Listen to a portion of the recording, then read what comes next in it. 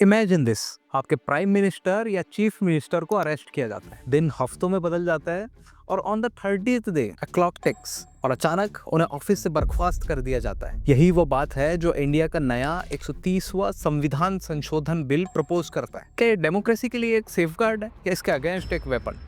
20 अगस्त को home minister Amit Shah ने 130वां संविधान संशोधन बिल लोकसभा में पेश किया। ये बिल कहता है कि जो भी मिनिस्टर 30 दिन के लिए सीरियस ऑफेंस में जेल गया होगा, उनका पोस्ट 31वें दिन चला जाएगा, फिर वो चाहे गुनाह साबित करने से पहले ही क्यों ना हो। ये प्रपोजल एक बिजली की तरह गिरा। कुछ ही घंटों में बिल को रिव्यू के लिए ज्वाइंट पार्लियामेंट्री कमेटी के पास भेजना पड़ा। उससे पहले ही प्रोटेस्ट का तूफान उठ चुका था। अपोजिशन एमपीज ने नारेबाजी करते हुए सरकार पर डिक्टेटरशिप का इल्जाम लगाया और होम मिनिस्टर के डेस्क पर पेपर्स फाड़ कर उछाल दिए as a sign of protest. उन्होंने यह आर्ग्यू किया कि इंडिया का constitution innocent until proven guilty पर बेस्ड है। उनका कहना है कि इस प्रिंसिपल को अंडरमाइन करता है। अपोजिशन लीडर्स ने बिल को पॉलिटिकल वेपन भी कहा, एक ऐसा टूल जो पॉलिटिकल मोटिवेटेड अरेस्ट को राइवल्स को डिस्क्वालीफाई करने के लिए यूज हो सकता है। प्रियंका गांधी ने इसे ड्रैकोनियन कहा। कुछ लोग तो इससे और आगे लेके गए, इसे देश के फेडरल और डेमोक्रेटिक स्ट्रक्चर पर डायरेक्ट अटैक बताया और वार्न किया कि एक डेंजरस प्रेसिडेंट सेट कर सकता है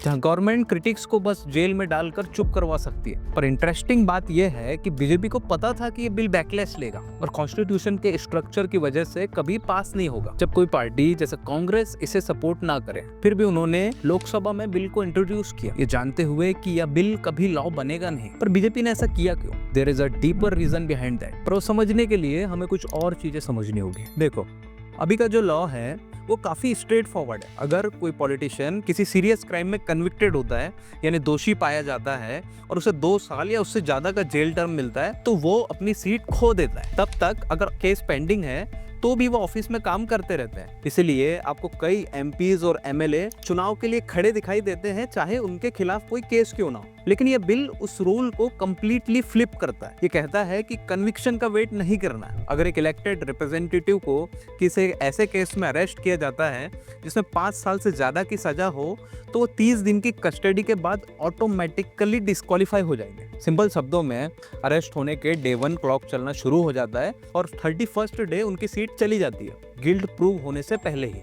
और 5 इयर्स क्यों? क्योंकि ये वो कट ऑफ है जो लॉ सीरियस ऑफेंसेस के लिए मानता है, जिसमें शामिल है हीनियस क्राइम्स जैसे murder, attempt to murder, kidnapping, sexual crimes, rapes, terrorism, organised crime से रिलेटेड ऑफेंसेस, हायर लेवल पर करप्शन, ब्राइबरी या फाइनेंशियल फ्रॉड्स। इसे ऐसे समझो, मान लो एक चीफ मिनिस्टर को भ्रष्टाचार के मामले में अरेस्ट किया जाता है जिसमें अधिकतम सजा 7 साल की है। जब उन्हें कस्टडी में लिया जाता है, एक 30 दिन का क्लॉक चलना शुरू हो जाता है और पुलिस कस्टडी और जुडिशियल कस्टडी दोनों गिनी जाती है। अब अगर 15वें दिन सीएम को जमानत मिल जाती है तो क्लॉक रीसेट हो जाता है 0 पर, बिल्कुल रीस्टार्ट। क्योंकि उन्होंने 30 दिन लगातार पूरे नहीं किए तो रिमूवल रूल लागू नहीं होता है। लेकिन अगर वह बिना जमानत के डे 30 तक जेल में रहते हैं तो कंडीशन फुलफिल हो जाती है। डे 31 पर कानून अपना काम करता है। अगर आप चीफ मिनिस्टर है तो 31वें दिन आपको इस्तीफा देना पड़ेगा या फिर 32वें दिन आपका ऑफिस ऑटोमेटिकली खाली घोषित हो जाएगा। अगर ये सीएम की जगह कोई यूनियन मिनिस्टर है तो प्रेसिडेंट उन्हें पीएम की सलाह पर हटा देगा और अगर पीएम देरी करता है तो कानून फिर भी चेयर ऑटोमेटिकली क्लियर कर देगा। और प्रधानमंत्री के लिए भी वही 30 दिन का नियम लागू होता है कि उन्हें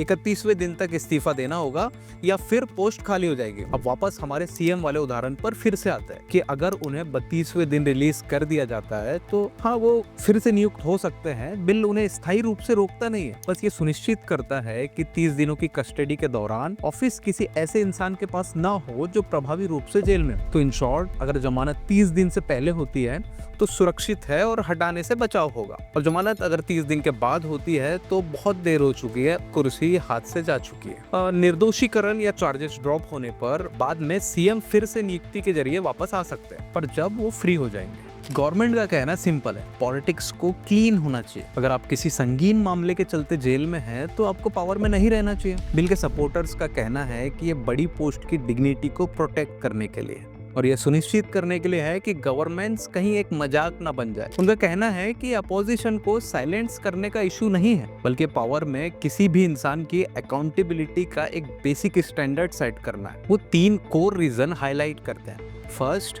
ऑफिस की इंटेग्रिटी। गवर्नमेंट को जेल से चलाना उनका कहना है कि डेमोक्रेसी का मजाक बना देता है। प्रधानमंत्री ने संसद को याद दिलाया, हमें जेल से फाइल साइन होते देखिए। सपोर्टर्स का कहना है कि अगर कोई चीफ मिनिस्टर या मिनिस्टर जेल में बंद होकर अपना काम करता रहे तो ये पब्लिक ट्रस्ट और ऑफिस की अथॉरिटी को वीक कर देता है। पीएम ने आगे कहा कि अगर आप 30 दिन जेल में हो और जमानत नहीं मिलती तो आपको 31वें दिन इस्तीफा देना पड़ेगा। उन्होंने यह एम्फेसाइज किया कि पनिशमेंट नहीं है, यह एक प्रिंसिपल का मामला है। सेकंड इज यूनिफॉर्म और non partition rule. Ruling party का कहना है कि ये रूल सिर्फ अपोजिशन लीडर्स के लिए नहीं है, ये प्रधानमंत्री, यूनियन मिनिस्टर और चीफ मिनिस्टर को भी कवर करता है। उनका कहना है कि ये प्रूफ है कि ये सेलेक्टिव नहीं है। दरअसल वो कहते हैं कि जितनी ऊपर जिम्मेदारी होगी उतने मजबूत स्टैंडर्ड्स होने चाहिए। And the third is judicial oversight is built in. BJP का कहना है कि आर्बिट्री एग्जीक्यूटिव ऑर्डर नहीं है। किसी भी इंसान को 30 दिन तक कस्टडी में नहीं रखा जा सकता बिना जज के बार बार अरेस्ट, रिमांड और जमानत की अर्जियों को रिव्यू किए बिना। जब 30 दिन का टाइम कंप्लीट होता है तो multiple layers of judicial scrutiny पहले ही अप्लाई हो चुकी होती है। रूलिंग पार्टी का कहना है कि ये प्रूफ है कि ये बिल ड्यू प्रोसेस का रिस्पेक्ट करता है। होम मिनिस्टर अमित शाह ने बिल को पॉलिटिकल मोरालिटी का करेक्शन बताते हुए कहा कि लीडर्स जैसे हेमंत सोरेन ने जेल से एडमिनिस्ट्रेशन चलाने की कोशिश की। अगर उन्होंने इस्तीफा दिया होता तो हमें अमेंडमेंट करने की जरूरत नहीं पड़ती। बीजेपी सांसदों का कहना है कि ये बिल फॉरवर्ड लुकिंग है, विंडिक्टिव नहीं। उनका कहना है कि ये एक ब्राइट रेड लाइन सेट करता है। अगर आप सीरियस ऑफेंस के लिए कस्टडी में हैं तो आप टेम्परेरी तौर पर साइड हो जाते हैं, रिलीज होने पर आप वापस आ सकते हैं। यह सुनिश्चित करता है कि एग्जीक्यूटिव फंक्शनल, अनटेंटेड और क्रेडिबल रहे और फाइनल जजमेंट ऑफ गिल्ट या इनोसेंस कोर्ट्स पर छोड़ दिया जाता है। लेकिन यहाँ पे बात थोड़ी ट्रिकी हो जाती है। इंडिया की पॉलिटिक्स क्रिमिनल जस्टिस सिस्टम के साथ गहरे तरीके से जुड़ी हुई है। एसोसिएशन ऑफ डेमोक्रेटिक रिफॉर्म्स यानी ADR के डेटा के अनुसार 2019 तक लोकसभा के लगभग 43% सांसद किसी न किसी क्रिमिनल केस का सामना कर रहे थे और उनमें से करीब 29% सीरियस केस थे, जिनमें से कई केस ऐसे थे जिनमें 5 साल से ज्यादा की सजा हो सकती थी। अगर यह कानून पहले लागू होता तो कई सिटिंग सांसदों और विधायकों को 1 महीने के अंदर अपनी सीट खोनी पड़ती। देखो, इस बिल के 3 मुख्य ड्रॉबैक्स हैं। First, guilty until proven innocent की फिलोसॉफी को कमजोर करता है। इंडिया के जस्टिस सिस्टम की फाउंडेशन यह है कि हर नागरिक तब तक निर्दोष होता है जब तक कि उसे दोषी साबित नहीं कर दिया जाता।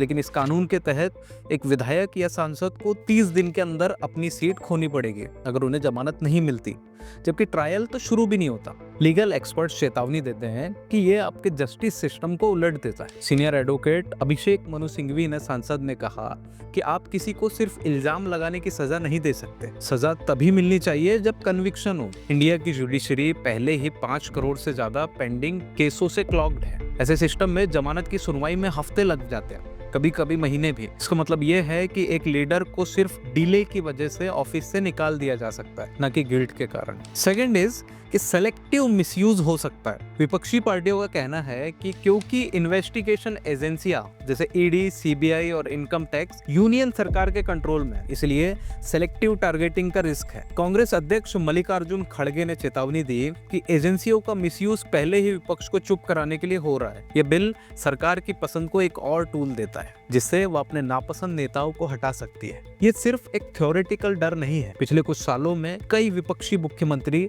जैसे अरविंद केजरीवाल, हेमंत सोरेन या मनीष सिसोदिया को केंद्रीय एजेंसियों ने अरेस्ट किया है। इसी बीच रूलिंग पार्टी के नेताओं के खिलाफ केस अक्सर बहुत धीरे चल रहे होते हैं। आलोचकों का कहना है कि यह सेलेक्टिव एक्शन का स्पष्ट पैटर्न दिखाता है। थर्ड इज कि वोटर्स के जनादेश को कमजोर करता है। तीसरा कंसर्न डेमोक्रेसी के खुद के बारे में। जब नागरिक किसी नेता को चुनते हैं तो वो उम्मीद करते हैं कि वो अपना पूरा टर्म सर्व करेगा, लेकिन इस कानून के साथ एक नेता को बिना ट्रायल या कन्विक्शन के इस्तीफा देना पड़ सकता है। तृणमूल कांग्रेस के सांसद डेरिक ओब्रायन ने कहा कि आप लोगों के चॉइस छीन रहे हो। यह सिर्फ पॉलिटिशियंस को डिस्क्वालीफाई करने की बात नहीं है, ये खुद डेमोक्रेसी को डिस्क्वालीफाई करने की। आलोचकों का कहना है कि यह पावर को वोटर्स से ब्यूरोक्रेट्स और जजेस के पास ट्रांसफर कर देता है, क्योंकि इलेक्टेड लीडर्स का फेट यह तय करेगा कि जमानत एप्लीकेशन कितने जल्दी मूव करती है या एजेंसियां केस को कितना एग्रेसिवली परस्यू करती है। थोड़ा ग्लोबल कॉन्टेक्स्ट समझता है। प्रेसिडेंट्स और प्राइम मिनिस्टर को इम्यूनिटी क्यों दी जाती है? क्या ये उनको लॉ से ऊपर बना देती है? बिल्कुल नहीं।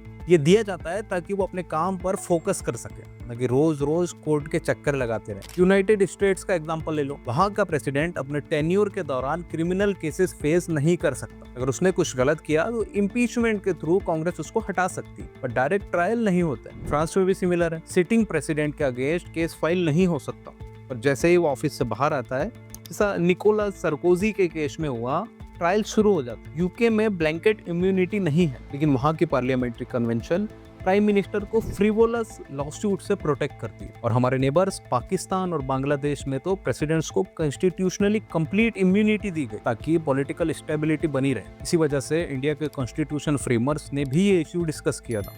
Doctor B.R. अम्बेडकर ने आर्टिकल 361 जस्टिफाई करते हुए कहा था, the president's represent the majesty of the state, to allow proceedings against him while in office would lower the prestige of the republic itself. Immunity का मकसद था कि लीडर्स अपने ड्यूटीज से डिस्ट्रैक्ट ना हो, लेकिन अगर इसको मिसयूज करके लीडर्स को कंप्लीटली अनटचेबल बना दिया जाए तो वो स्पिरिट जो फ्रेमर्स ने रखी थी वो खत्म हो जाती है। सोचने वाली बात यह है, जो बिल हम डिस्कस कर रहे हैं, क्या ये असली पर्पस को फॉलो करता है या फिर ये इम्यूनिटी को एक शील्ड से एक वेपन बना देता है? तो अब पूरे पिक्चर को समझते हैं। एक तरफ गवर्नमेंट का कहना है कि ये बिल राजनीति को साफ करेगा, क्रिमिनल्स को सिस्टम से दूर रखेगा, और दूसरी तरफ अपोजिशन और क्रिटिक्स बोल रहा है कि एक डेंजरस प्रेसिडेंट है जहां रूलिंग पार्टी पॉलिटिकल अपोनेंट्स को जेल में डालकर ऑटोमेटिकली डिस्क्वालीफाई करा दे। हमने देखा कैसे कॉन्स्टिट्यूशन के फ्रेमर्स ने भी इम्यूनिटी दी, लेकिन उसका एक क्लियर पर्पस था, लीडर्स को उनके काम पर कंसंट्रेट करने देना, ना कि उन्हें लॉ से ऊपर बना देना। ग्लोबली भी यही पैटर्न।